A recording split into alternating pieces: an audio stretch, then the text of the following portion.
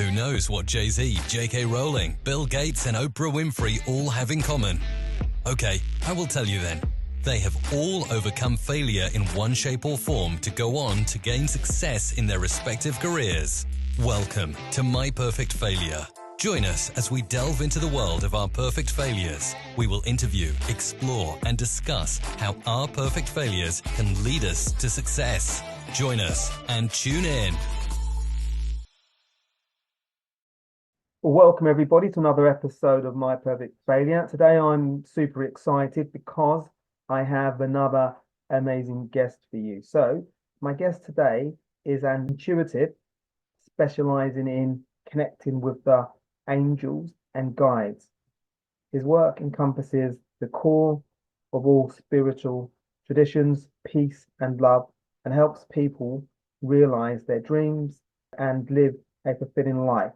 The goal of the work is to access spirituality from a heart-centered yet practical perspective. So a very, very, very warm welcome to My Perfect Failure, Mark Mezadourian. How are you, Mark? Very well. I'm very happy to be here, Paul. Thanks for having me. You're very welcome. You're very welcome indeed. I guess initially, where would be a wonderful place to start is maybe your background, who you are. We know you're Mark, and how you got into and I guess maybe you can give us a little bit of a steer in terms of the space that you're in. So I defer the floor to you for now. Sure thing. My mother's side of the family is Armenian, and they went through the Armenian genocides. That has strongly influenced my upbringing. And my father's family was very religious and such. So kind of two contrasting things. And a little bit of a tense household, but especially my mother's side of the family, my grandmother is naturally intuitive, and so that was always around. It might be before we had cell phones, the phone ring, I would know who was calling, that kind of Wow. thing. Simple things. Really? Yeah. Really? Yeah. But it had not all the time, but it had no method to it. It was all random. And then when I was turned 30, I went on a trip to Europe, and I left my apartment in the care of a couple who I knew, and that year was 1997.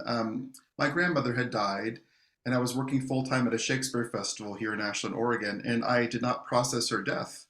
And then I went to Europe, and I started to process her death and had all these spiritual experiences that were transformative. When I came back from that trip, I came to my apartment, and my apartment was essentially destroyed. And the couple had broken up the day after I left, and the woman who stayed went on a heroin binge in my apartment. And so I threw her out, but there was this very negative energy in the space. Okay. And so what I didn't know what to do. And a couple of days later, I had an anxiety attack. I just broke down in tears, was completely stressed out, did not know what to do. And then I got help in not knowing what to do. And a guy named Randall Stewart came over and told me how to get rid of the negative energy that was there. And so I picked a day to do that. And I did all these things he said, like, put sea salt in the middle of the room and citrus and this and that, none of which I would do now. But also I called in Archangel Michael, who is the angel of clearing and protection. Okay. And in that, so I ended up in my apartment screaming, "Get the bleep out of my apartment." And the apartment had a long hallway. I was in the bedroom, and at the corner of my eye down the hall, I saw this like big black bear-like figure in the living room, and I was holding a bowl of citrus, which I instinctively threw down the hallway. The bowl landed perfectly the center of the living room. The toilet flushed, and the thing was gone. So my thought was, well, what happened? What made that move? What got rid of it? And so this piqued my curiosity, and like, well, how do angels work? What actually worked there? And also, so I got rid of the thing. I went to work. The electricity had not been working in my apartment. I came back, electricity was on, all that stuff. So it really got my attention, and I started to investigate talking to angels. And I'm a recovering cynical person and a very practical person, like how do things work? And so rather than go with, well, what do other people say about angels? What do people say about guides? My goal was, what do they say? And that maintains this day. What do they say? What are they talking about? What are they focused on? As opposed to, what do I think? And so this became, the key thing here is building a relationship with them. And that's not woo-woo, and that is not out there. It's a very practical relationship. And with the theme of what do they say, what are they talking about, it's a recognition of the role of unconditional love in our lives. That there is unconditional love, and we're not used to it. We're used to conditional love. And so what has progressed is, how could we quickly and most effectively align ourselves with unconditional love, recognizing that every single person on the planet wants peace and love. All of us do. Our methods of attaining that love are different. Some people, it's killing their enemies and then they'll have peace, which may be short-sighted, you know. And it's just seeing where we're all doing the same thing in just different ways. And how can we release one of the major themes of this era, especially in America, which is this obsession with differences. How am I different from you? I think that's a global thing, isn't it? Differences. It's invariably always the elephant in the room, and it causes so many divisions globally. Yeah, it certainly has. But this comes into, and this is where I think faith and hope come into play in this, which is to come back to, we're all doing the same thing. We all want peace and love. Yeah. And just seeing also then the role of trauma in the world right now. We're witnessing in the last several years all the trauma being on the surface. And it's recognizing simultaneously that we have more means of solving trauma and healing trauma than ever before. And so how can we engage with spirituality to start to diminish the role of trauma and to let our worlds, which feels like everything's coming toward us and everything's getting constricted, how can we, through spiritual practice and spiritual intention, make the world big once again and to exist in a bigger world, which involves individualizing our energy and calling upon help, calling upon support. And what I find endlessly fascinating about that, and we could practice this in just a bit, of our bodies respond instantly to spiritual work. That our beings relax, the core of our being relax, which means to me that we're hardwired to do this work. That it's not a random thing, and that when we put intention toward it, that great things can happen really rapidly too. And that this includes all of us, that we're all included in all the good in the universe. Okay, wow. Can I ask you a quick question? There's a few things that spring to mind. You mentioned at the outset that you were quite cynical. You were cynical just in terms of spirituality and how we can use that in a positive way. And really, because sometimes when we think about spirituality, it can feel slightly abstract, so it's difficult to actually grasp and actually understand how we can embed that into how we live on a daily basis. Can you maybe describe your process from going from a cynic in relation to that to someone where actually there is something here? It's a great question. The main thing is a reorientation around authority, and that we are so used to and accustomed to other people being in charge. And in the spiritual realm, ultimately, that we are in charge of our own lives. We're all here together. We're all alive right now. And it's just seeing what can we do with our own power, our own authority, which is to individualize our energy, to have a strong intention for having a very happy personal life, and to recognize that the personal echoes the global, that as we heal, as we garner happiness and peace, and allow our will to be in the world, that helps everything. Okay. That we're dropping out of a giving power away. And that's really interesting. So it's almost your understanding. It's almost like it feels to me like it's like understanding my place or your our place or your place in the world, and Yeah. how with the right energy actually Hmm. we can impact not just us but other people. Yes. Yeah. And there's two thoughts with that. One, we're dropping out of a lot by doing that. Mm, We're dropping out of like who the bleep is this guy, and yeah. just all the negativity. And just I want to be super clear about one point, which is one of the major criticisms of spirituality is that it's grandiosity. And this is the opposite of that. This is all humbling. Mm, It's not like I'm the best. And the shift that has happened that, we never talk about socially, the evolution of spirituality. But we're in a very specific era with spirituality, which is let's all do this together, as opposed to there's a guru who knows more than you and you're lucky to be in mm. touch with that person. That's an old bygone era. That is, let's work together. Mm. Let's do this together. It almost feels as well that we're almost not in a bad way, but in a some sort of way, we're not worrying about what other people think. We're just totally taking accountability for me as an individual, and just to really bring ourselves to the party, as opposed to in terms of what we can offer when we're in the right frame, when we understand ourselves and we know the value that we can contribute, as opposed to, I think you used the analogy earlier about we all, particularly in a Western culture, there is this tendency to look at differences, to focus on differences. And when we do that, the energy that we build, that we generate from that, clearly isn't helpful, clearly isn't constructive even, and that cannot be helpful to anybody.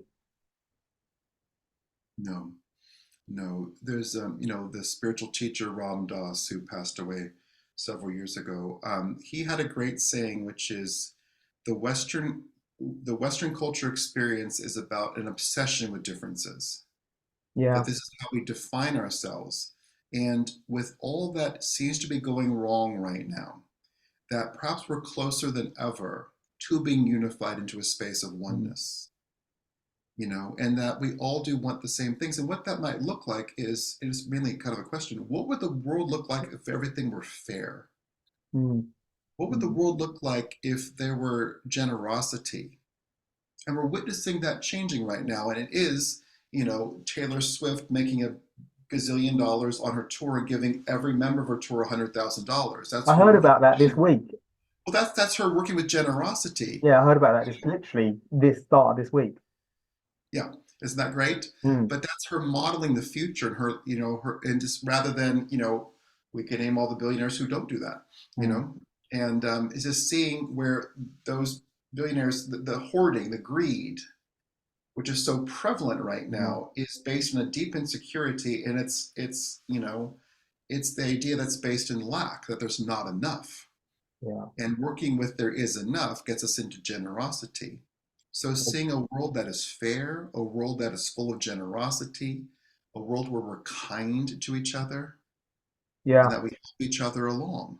And it's moving those things out of a concept into an experience, which is a duplication of what we Mm. can do with angel work, which is changing that experience from a concept and idea to an experience that is felt, that is seen, that is Mm. experienced.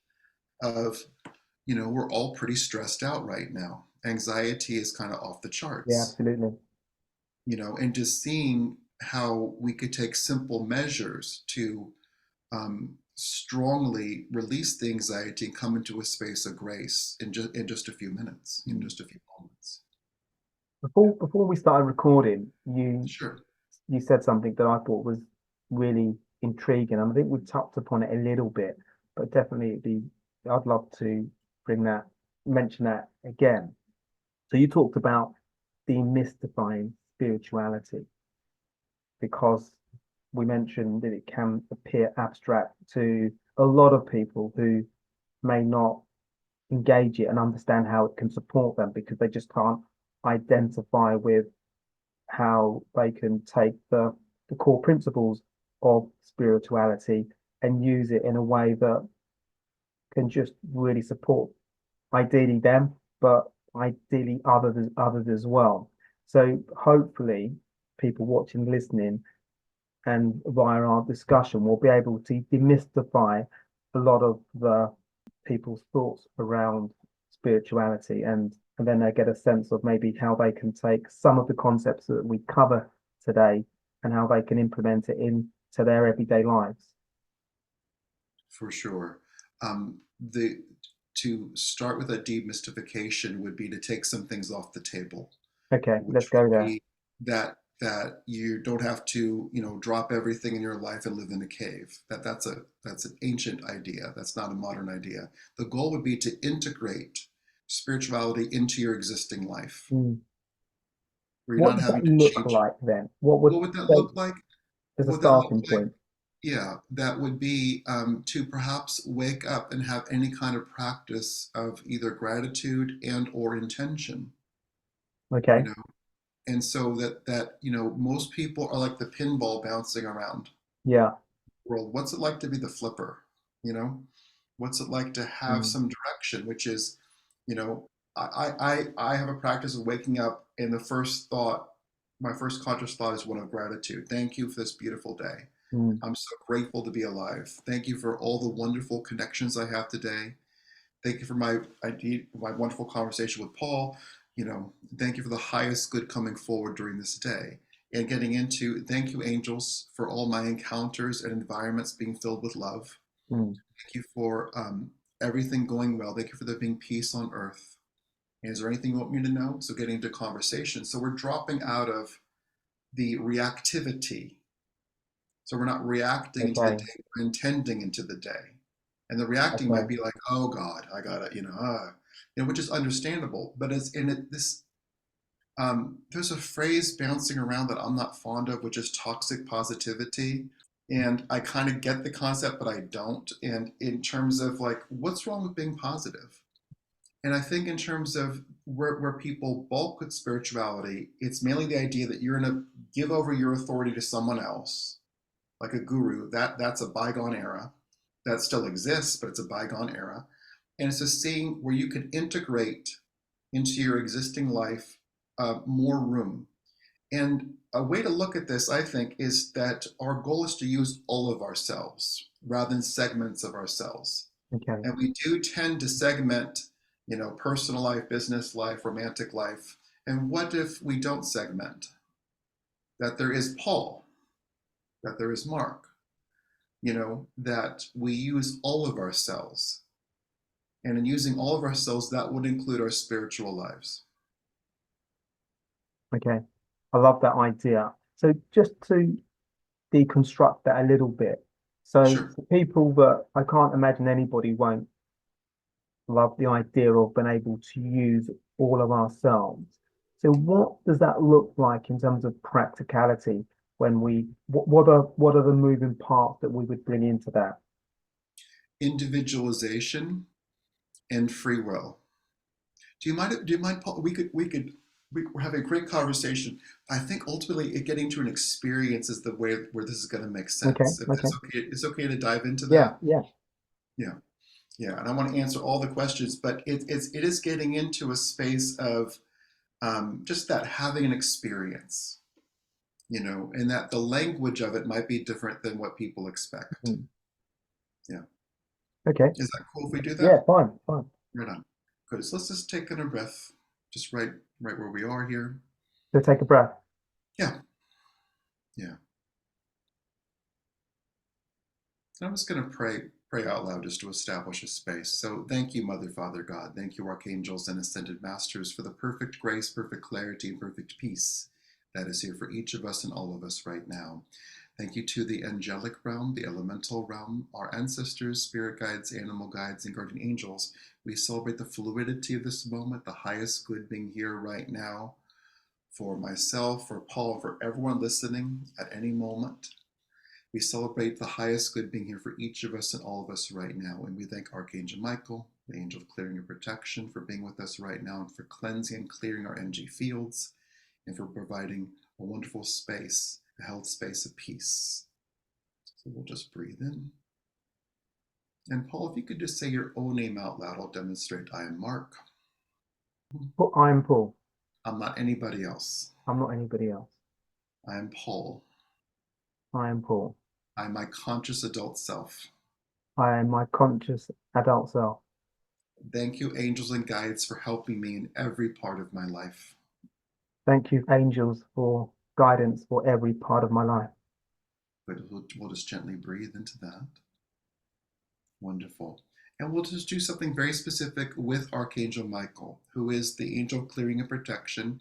And with that, this is not a religious figure, it's an angel, which means that he works with unconditional love. And whether it's the first time meeting him or connecting with him or having an experience with him or not, trusting that the great thing about the angels and guides is that they know us and they love us unconditionally. They have no agenda. Their job and their joy is to help us out. So we'll just gently breathe in here for a moment. We're just going to establish relationship here. If you could just say out loud, Paul, thank you, Archangel Michael, for being with me. Thank you, Archangel Michael, for being with me. Thank you, Michael, for clearing my energy and my environment. Thank you, Michael, for clearing my energy and my environment. Good, and we'll just breathe in and let him do that, just letting him lift off the day and letting the space that you're in be filled with love. And if he could also then say out loud, thank you, Michael, for individualizing my energy. Thank you, Michael, for individualizing my energy. Good, we'll just breathe into that. And this is not about banishing people from your life, but it's allowing your energy to be your own. We're just going to let Archangel Michael release any entanglement, any enmeshment, any attachment between you and everyone whom you know, including people that are dear to you. So your family, your friends, getting into coworkers, everyone you know, everyone in your phone, all your contacts, and strangers, everyone you've ever seen, read, or heard about, and anyone's ever seen, read, or heard about you. So we'll just gently breathe in and we'll let Archangel Michael do that. What we're doing is creating more room, more space. And if we could say one more thing, which is, thank you, Archangel Michael, for surrounding me with 1,000 meters of unconditional love. Thank you, Archangel, for providing me with 1,000 meters of unconditional love. Wonderful. So we'll just gently breathe into that. And if we could notice Archangel Michael working with the energy around your heart and him filling every single cell in your body, the trillions of cells in your body, with unconditional love, which might look like white light. So every part of you is saturated with unconditional love. We'll notice him also doing that with every single system in your body, your nervous system, your immune system, your circulatory system, your respiratory system, your structural system. And if we could also then notice 1,000 meters of unconditional love going in front of you, which is a long space through walls and windows and outside. 1,000 meters of unconditional love behind you. 1,000 meters of unconditional love to your left and to your right and above you and below you. So if we could just gently breathe in to all that. And letting Archangel Michael do that for you. And what do you notice right away with that, Paul? It might be a subtle thing. I guess my immediate thoughts are one of calmness, less tension. Not that I was anxious, but yeah, I think calmness is the key element that springs to mind for me. And do you feel that all over? I feel it from, yeah, so it's almost navigates from here to my lower half of my body. So that's the way that it's connecting with me. So if we talk just for a moment, we'll maintain the experience, but we'll just get intellectual just for a moment. which is, if we think of what we're actually doing, is that you're no longer alone in the world, that you have help, and that the world is being made bigger, and you have assistance in that. And perhaps things that we never think about intellectually are being moved, which is the energy around you, Mm. the energy within you, that we're all energetic creatures, and that all that's being enhanced. And that what is going away is perhaps any energetic entanglements or tension with other Okay. people, you know? And Yeah. so all that's evaporating. And you Yeah. get to be you, and you get to be all of yourself right now. Mm. Okay. Yeah. Okay. Really, really interesting and impactful. I guess that my immediate, I guess there's a number of questions that Go for it. spring, Yeah. that spring to Yeah. mind. Hmm. So with this, Yeah. it feels like we have the opportunity to take some control of our energy and how we engage our days on a daily basis, even how we engage different moments throughout our day. So I guess my immediate question that springs to mind now, for people watching, listening, who think actually this is really interesting, something that I would like to explore, when or how frequently should they do this, or can they do this on a daily basis? On a daily basis, if there's one thing that I would encourage people to do, just one thing, which is, I am Mark, I'm not anybody else. That statement of individualization Mm, helps enormously, especially for anyone who is empathic, which is, anyone who's considered quote unquote sensitive. We're all sensitive people. For some people, they take on, I'm one of them, take on the energy of others. So with the idea of energetic hygiene, that we get to, thank you, I am Mark, I'm not anybody else. Thank you, Archangel Michael, for surrounding me with 1,000 meters of unconditional love. mm, So everything gets bigger. And that as sensitive people, we're never taught how to empower ourselves.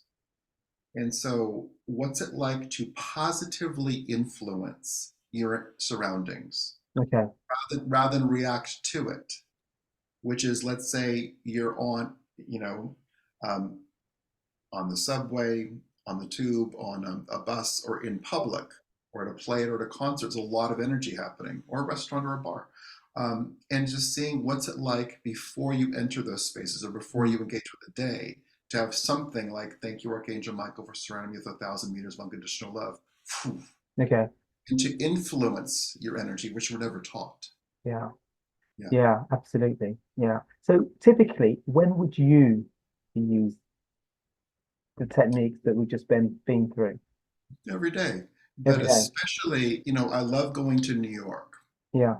and which is just super fun for Mhm. me. And I love the subway. But before I would get on the subway, I would pray, so I'm able to not absorb everyone's energy and just be able to be present. And the calm that you described is the what most people feel is like there's just a deep calm, which Mm, is the world. We are expressing a statement of individualization, I am Mark, and we're expressing using our free will to ask for help. Thank mm, you, angels, for being with me throughout this day. All those things make the world bigger. okay. And Yeah. so we're dropping out of a lot. We're dropping out of like, oh God,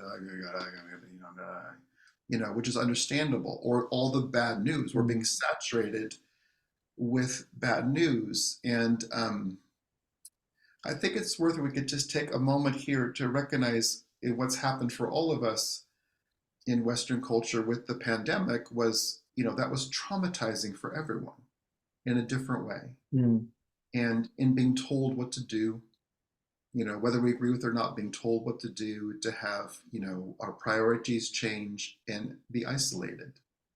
And the hangover of that, I think, is what we're dealing with now, of how traumatizing that was and how scary that was. And to come back into a space where we have a tool, when we consciously re-engage with people, to feel that there is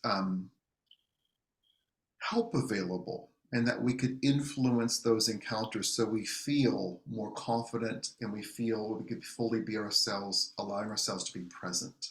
Yeah.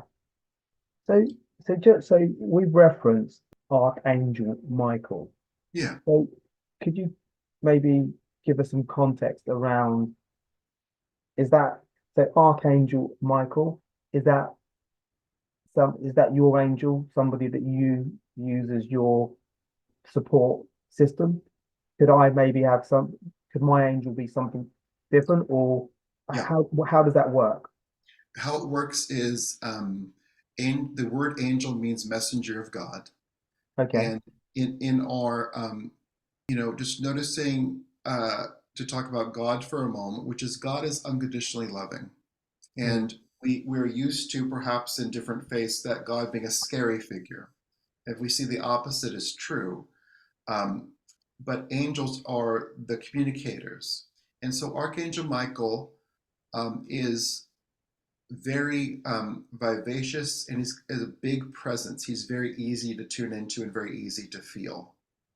And just to repeat, it could be, this is also a great thing. What you just brought up is a great um, concept or experience to have, which is like, who really resonates with you? mm, Does Archangel Gabriel, Archangel Ariel, Archangel Uriel, who's like the David Bowie of angels, like which angel? And that's just angels. So we also have, a whole universe of guides and goddesses, be that Ganesh or Kuan Yin or Saint Germain. There's lots of them, but also getting into of the people who you really resonate with in your life, be that a family member, like a grandmother, or an artist who has passed, either from recent times or long ago. I mentioned David Bowie. He's a fantastic guide.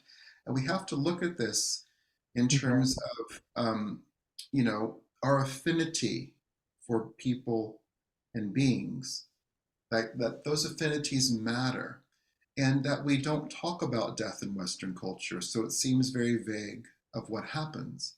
If we could trust, let's say, with David Bowie, that he has been just a fantastic helper for people, providing guidance and solace, as has Maya Angelou and multiple figures, especially musicians. And why is that? They're mass communicators already, that Mm, they're used to that communication.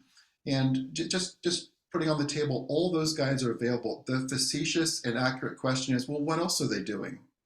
And what else are they doing? They're here to help us out, and they're not limited by time or space, which yeah. is one thing that we could get used to as an idea, that they could be with all of us at once. Archangel Michael could be with all of us at once. A lot there, and a lot of questions there. Perhaps I just want to make sure we get No, clear. no, it's so interesting, really interesting. Yeah, So I'm just thinking, just in terms of people watching and listening, sure, that so I just want to maybe give a scenario. So sure. you referenced tubes in New York going on a subway. Yeah, Say for argument's sake, there's somebody that, I don't know, on the tube or the subway, maybe they've had an unpleasant experience, somebody was rude, maybe something like that, or they've just had an sure. argument. So at that point, energy is not in a great place. Can they use their messenger, their angel, to maybe control the energy once they've disengaged from that situation? So the situation's ended, got off the tube, still a little bit heightened with negative energy or not the best energy. Can they engage with their angel to center them and actually give them some perspective about what's happened and really be positive the remainder of the day? Absolutely. And so, for people who are having, let's say, a bad experience or a bad day, this would be a great thing to do, which is, I am Mark, I'm not anybody else. Thank you, angels, for helping me right now. Thank you for intervening in my life. I choose peace, I choose to align with love, and thank you for clearing my energy. Hmm. Anything like that, just to kind of Okay. drop out of the narrative, so where we're spinning Hmm.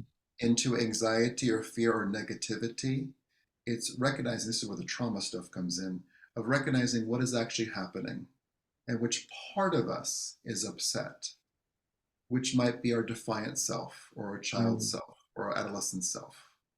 and just coming back to our conscious adult selves. And why is that more is on the table for us Mm. as a conscious adult self? Does this give us the opportunity to be more introspective in terms Sure. of examining what's really going on? Because Yeah. invariably, when we blow up or we have a situation, we never really examine it. It just happens, and we go Yeah. off into the remainder of our day. And anybody that's unfortunate enough to engage us immediately after won't have the best version of us, and we never really look to really explore, why did I react that way? Why haven't I been able to center and actually become the more pleasant version of me, the version that I really want the outside world to see consistently? The core question there, and that's a great articulation or example of it, of what you just said. The answer is to find out where the unmet need is, which part of us, and might be multiple parts, is really upset, Mm. which part of us is triggered, and how can we bring the most peace to ourselves right now. Just to get big picture just for a moment, the ultimate thing we're doing with spirituality is to shorten the distance between being triggered and coming back to flow. Yeah, That's okay. the goal, which is how do we do that? Mm. And it might be, might be a piece of music, it might be looking at a tree, it might be a hug, it might be, when people are triggered, I do, one-on-one sessions with people, I do groups, and just seeing where engagement and the recognition of our human experience, that it's tough to be on the planet right now, especially for sensitive people, Yeah. you know, and just seeing if that's known, if that's recognized, Mm. and that we drop out of making everyone wrong or bad, and to recognize that there's so much happening for people right now, that taking some things off of the table and validating our individual experiences, any of that and all of that can help. Yeah. Yeah, massively. Yeah, massively. I think it's really interesting what we're discussing today, because we live in such challenged times where these skills and these tools are probably more important than they've ever been, because we will not invariably, I know I don't, these aren't typically skills and tools that we have discussed at school.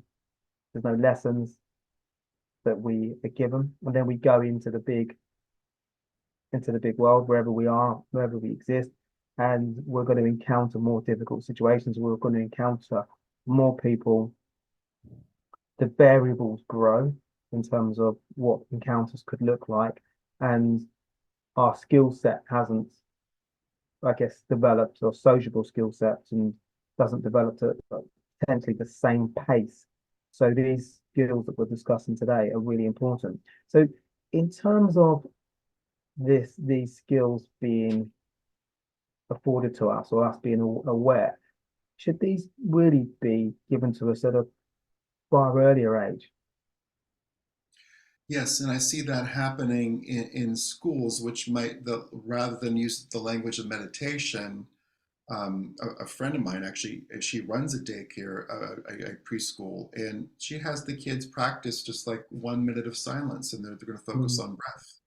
mm, So all the things that get called mindfulness, any of mm. that, to recognize we're obsessed as a culture with consciousness, with all of that, of like everything mentally oriented, including there's a lot of entertainment, there's a lot of these things, Yeah, and just seeing where um, we're disconnected from physical reality a lot, and how anything like that, to look at a tree, to touch a tree, to take a breath, to do this, anything is going to bring us to kind of break the trance of only working with consciousness, and to come back to using all of ourselves.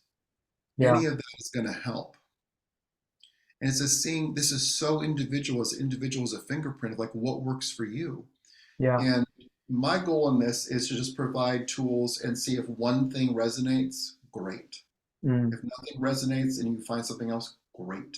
But the main thing is that we eventually drop out of the busyness yeah. of our time, and Yeah. just to allow the world to be bigger, and for us to focus on core questions like, what would you like to have happen, Mm, which is a very healing question, a very soothing question, whether we ask it to ourselves or others. What would you like to have happen, as opposed to what's happening? okay. But that's an interesting question. So could you use that in different scenarios? So say, I don't know, could be a situation at work where Yeah. maybe a meeting or a Mm-hmm. conversation with a colleague, a difficult Mm-hmm. conversation maybe didn't transpire the way that we wanted it to, Mm-hmm. and maybe we're a little bit anxious, a little bit tense after that. Can we Yeah. use these techniques at that point to give a sense of perspective and ask us a question that provides better context? Because when we've had a difficult conversation with somebody, I think in terms of our clarity and how we react to that, it's invariably, it's very, in my experience, I guess I can use me as an example. It's always skewed. It's never the reality. It's Yeah. always skewed, and then over time, you kind of time elapses and you calm down a little bit. So yeah. So do you have any thoughts around that? Absolutely.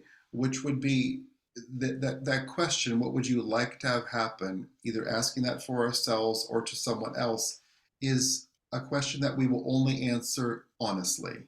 Mm, And just trusting that indeed, as your example was just mentioning, that we tend to catastrophize mm, things, especially if there's a conflict, especially at work.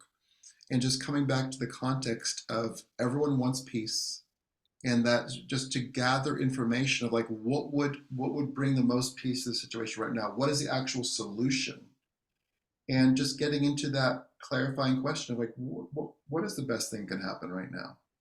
But also in terms of spiritual tools, let's say you have a meeting with someone that might be contentious. Thank you, angels, for clearing the energy in the room. Thank you, angels, for being with both of us. Thank you for the highest good coming forward. Just having intention around mm, that yeah. and putting forward, rather than trying to prevent. This is a trauma response, what we're talking about here, and it may seem like a big word for that, but when we have a trauma, we're going to try to figure out how to not have that trauma happen again. Mm, So I might get into like a fight or flight or freeze response, into like, okay, he's going to say this and I'm going to say yeah. this and that, and to just make the world bigger, which is, thank you for my fabulous conversation with Joe. Thank you Mm, for both of us being seen and heard and having a fruitful conversation. yeah. So there's I just love, intentionality. Yeah. yeah, I do love the, so we talk about wanting to demystify spirituality and how it can be used. And certainly from my perspective, this is achieving that in terms of the way that you're describing it and the way that we should engage with or use techniques to support us on as we go about our daily and weekly activities. So a word that I've just written down the word ego because I'm wondering the relationship between spirituality and our ego. Sure. Great question. So the ego's job is to keep us alive, and we're alive. So, good job, ego. I mean, the ego tends to get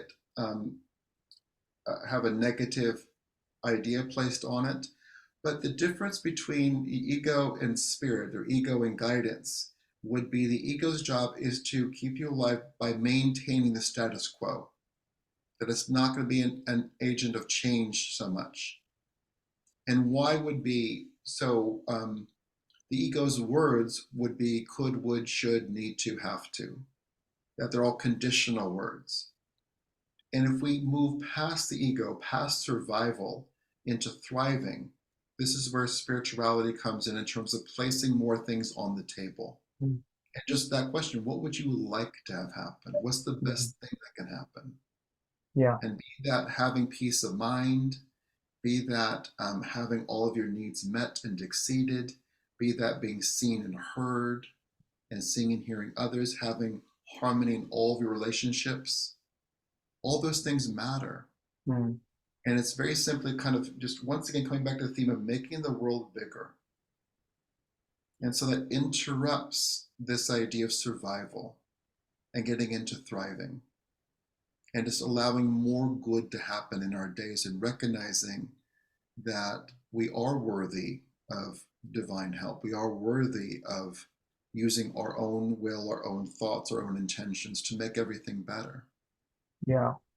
The ego invariably gets us in trouble and it doesn't show the best version of us in the moments when we want it to.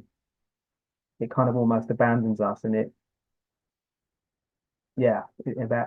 almost abandons us and causes more angst, more energy, which isn't the energy that we want. And I think a lot of us struggle with that, and it's just because we don't have the tool. That's why what you do, I think is fantastic. And just in terms of you got into this and decided actually, my mission in life is to work with clients, make them aware of how they can use spirituality and use these tools on a daily basis.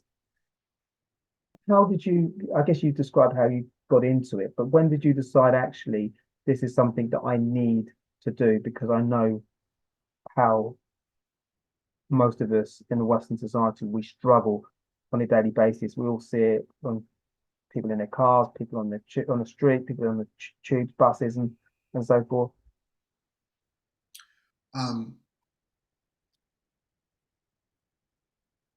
It's a great question. What I'm aware of is as my world got bigger through spirituality, I wanted to share that with other people. And it has been the process of getting myself out of the way in terms of no one responds to like, oh, you should do this. No one responds to that. But just seeing how can I be as happy as I possibly can be? Yeah. Which is not, it seems, my natural disposition. That I do still wake up and have to kind of steer my mind to, I'm so grateful for this day. Yeah. As opposed to like, oh God, And so what became clear in my evolution with this was that it's easy for me to get information. It's easy for me to get guidance. It's easy for me to articulate that guidance and also to help other people. And to my goal always, especially in groups, is that there be no artifice, that we're all in the room to do this together, and that there's a context to this, that we're all experts in our own pain. We all know what's not working. We're all experts in the bad news. We don't need to hear about bad news. Let's spend an hour. Let's spend a half hour. Let's spend 5 minutes outside of bad news and focus on good news. And to let something different happen. And that's my goal in terms of facilitation, be that one-on-one or in a group, or and I have a ton of free stuff on YouTube and Insight Timer and stuff. But just allowing there to be an experience where the world gets bigger, and that where you are not having to explain yourself or negotiate for good, that you are seen and heard and loved unconditionally. And just seeing how rapidly that helps people, how rapidly that changes things. So that's the goal in the work, is to facilitate that and also to have intention. What is the kind and generous world like? What if everyone were in that energy? And we are so we're not conditioned to think about that. We're used to other people being in charge, and that we're lucky to get by. And what if it's not lucky? What if we're not negotiating? What if there is a world of generosity? And that's the things that we're focusing on ultimately, that I'm focusing. Yeah. I'm conscious of your time, so I've got a couple of Sure. questions, if I may, then Yeah. can wrap up so you Thank can you. move on with your day. So you've triggered a thought in my head. Sure. We've covered this a little bit, but I'd just like to maybe go there again for a second. So the world today, we know, is more challenged. There's a lot of negative news on the radio, on the TV, in the papers, and so forth and so forth. And that invariably will make us feel tense. It will give us thoughts that aren't going to be that helpful for us for the remainder of our day. What's your recommendation for people watching it, listening? Because I spoke to somebody, wonderful guest on the podcast, Dr. Tyler Elmore, a while ago, and for various reasons, he said to me he avoids the news. He's aware of what's going on, so he doesn't make it. He's not intentional about needing to watch negative news because it's there. We know what's going on. Yeah. Do you have any thoughts around that? Yeah. Which is, it's with all media, it's their job to scare you. Mm. And perhaps there's a way to look at that from the simple place that we don't need to be scared. And coming back to, we're already experts in our own pain. We know the world is challenging right now. And what would we like to have happen? So if this means that, that we're both going to finish this and go about our days and be kind. That ripples throughout the world. Yeah. We're going to drop out of like, oh my God, oh my God, oh my God, into like, oh my God, here we are. That's a Michael Beckwith quote, who's a spiritual visionary in Los Angeles. But just seeing where we could change the day and drop out of the narrative, and to recognize all the traumas on the surface for sure. And coming back to, we have more means to heal trauma than ever before. Okay. And perhaps just one thought with this, which is the understanding of trauma. There's a great book, which has been out for, I think, a decade now, called The Body Keeps a Score.